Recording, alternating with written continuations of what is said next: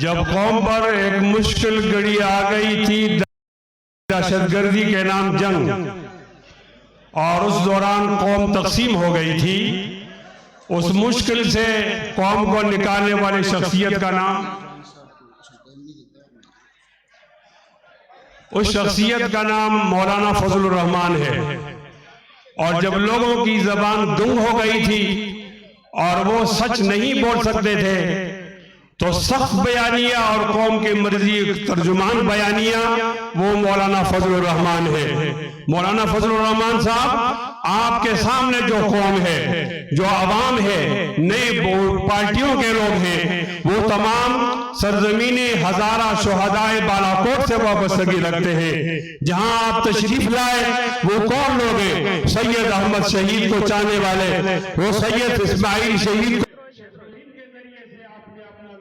منوایا ہے، آپ ہی نے پاکستان کو آزاد کیا ہے، آپ ہی نے انگریزوں کو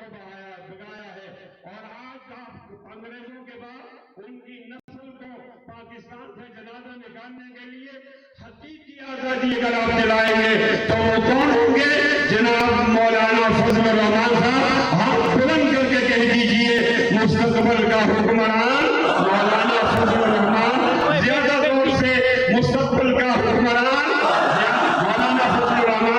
اگر مہمانوں میں کسی کو موقع نہیں ملا، خاص کر عبدالجلیل جان صاحب، مولانا سعید الرحمان مفتی اعظم صاحب، تو میں بھی معذرت کرتا ہوں۔ اب تشریف لا رہے ہیں آپ کے انتہائی پرجوش جذبوں کے درمیان حضرت مولانا فضل الرحمان صاحب، جو صبح جگاتی ہو، جو شام سلاتی ہو، وہ صبح نہیں لوں گا، وہ شام نہیں لوں گا،